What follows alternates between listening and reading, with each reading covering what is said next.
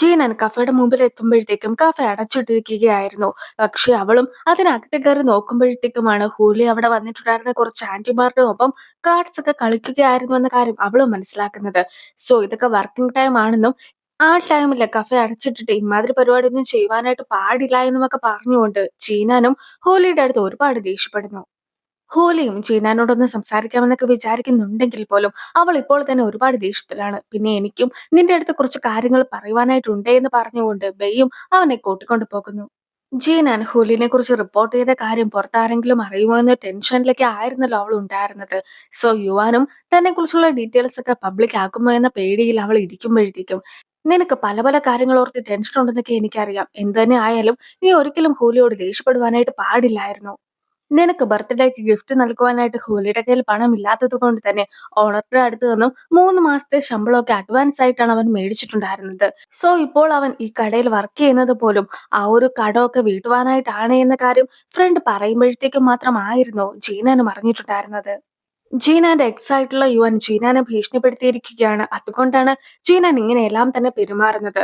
യുവൻ ഈ രീതിക്കൊക്കെ മുന്നോട്ട് പോവുകയാണെങ്കിൽ അത് ജീനാനും നിനക്കും ഒരുപോലെ ആപത്താണ്. കൂടാതെ നിന്റെ ഐഡന്റിറ്റിക്ക് എല്ലാവരും തന്നെ മനസ്സിലാക്കുന്നതുമായിരിക്കും.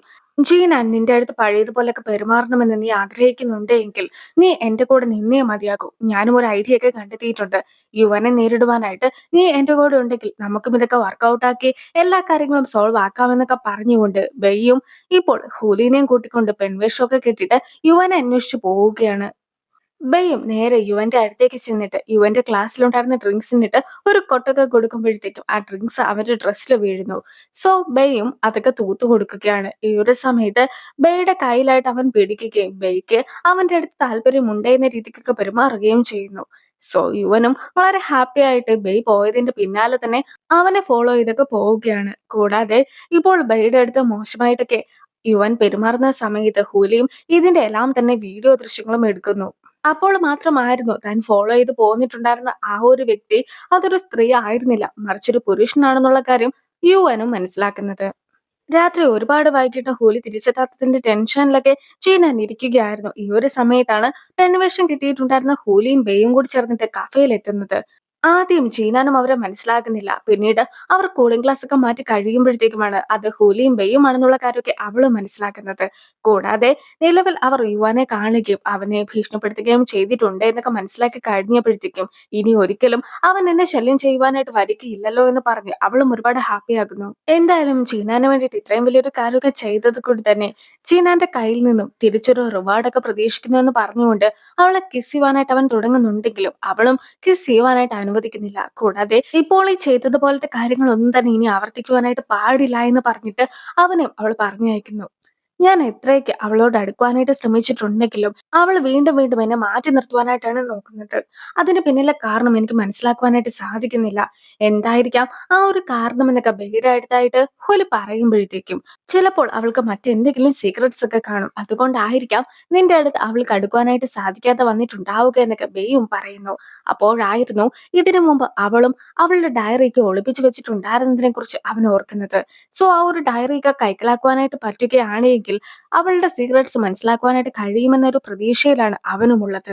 ഹോലി എപ്പോഴും എന്നെ സഹായിക്കുവാനായിട്ടാണ് ശ്രമിച്ചിട്ടുള്ളത്. പക്ഷെ ഞാനാണ് അവനെ എപ്പോഴും മാറ്റി നിർത്തുന്നത്. സോ ഇനി അങ്ങനെ ചെയ്യുവാനായിട്ട് പാടില്ല.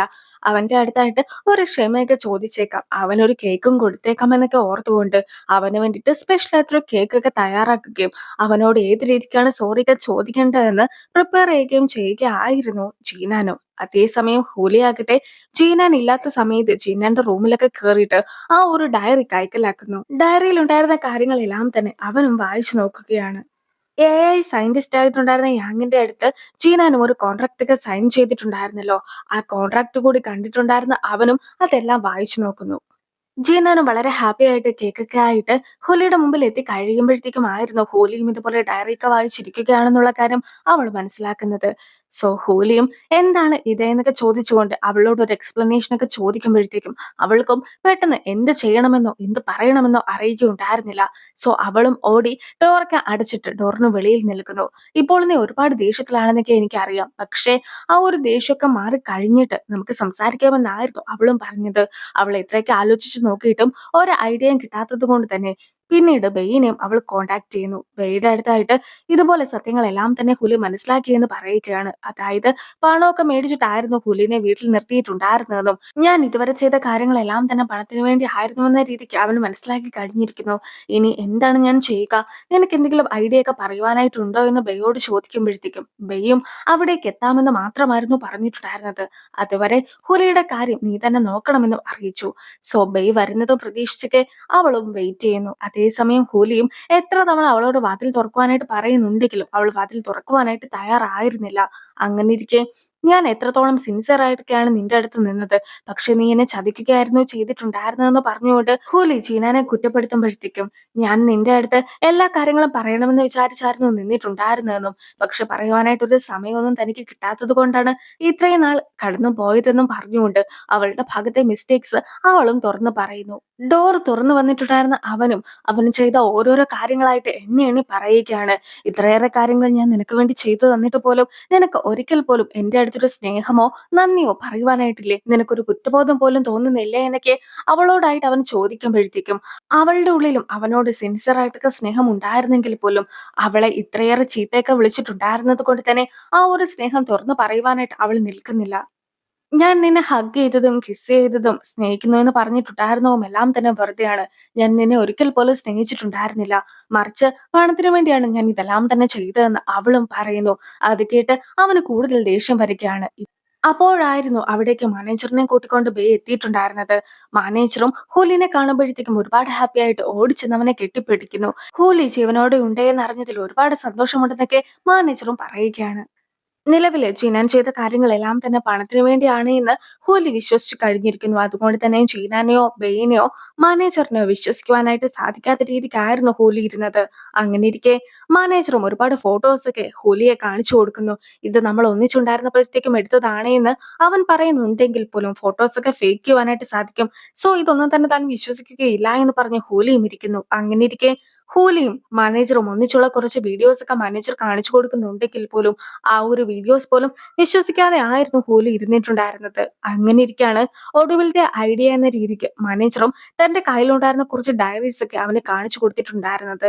കഴിഞ്ഞ 5 കൊല്ലമായിട്ട് എഴുതിയിട്ടുണ്ടായിരുന്ന ഡയറീസ് ആണ് അതെല്ലാം.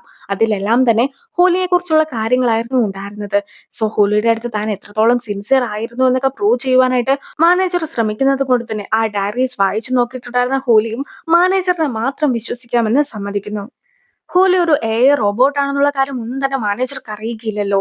സോ മാനേജറുടെ അടുത്തായിട്ട് യാങ് ആരാണെന്നൊക്കെ ഹുലി ചോദിക്കുമ്പോഴത്തേക്കും യാങ് നമ്മുടെ കമ്പനിയുമായി ബന്ധമുള്ള ഒരാളാണ്, അത്ര മാത്രമേ ഉള്ളൂ എന്നാണ് ഹുലിയുടെ അടുത്തായിട്ട് മാനേജറും പറയുന്നത്. അതായത് യാങ് ആയിരുന്നു ശരിക്കും ഹുലിനെ ഉണ്ടാക്കിയതെന്ന കാര്യം ഒന്നും തന്നെ മാനേജർക്ക് അറിയിക്കില്ല.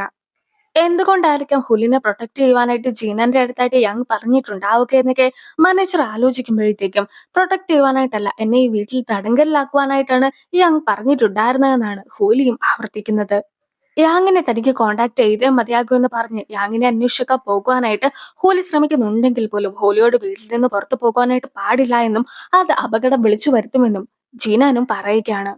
എന്തായാലും യാങ് എവിടെയാണ് ഉള്ളതെങ്കിലും യാങ്ങിനെ വീട്ടിലേക്ക് കൊണ്ടുവന്ന് ഹോലിനെ കാണിച്ചു കൊടുക്കാമെന്ന് അവളും ഉറപ്പു നൽകുന്നു. ബെയ്യും മാനേജറും കൂടി തിരിച്ചു പോകുവാനായിട്ട് ശ്രമിക്കുന്ന സമയത്ത് ഇന്ന് നീ ഹോലിനെ കണ്ട കാര്യം ആരോടും പറയുവാനായിട്ട് പാടില്ല, അവന്റെ ജീവന് ആപത്താണ് എന്ന കാര്യം ബെയ്യും മാനേജറിനോട് പറയുകയാണ്.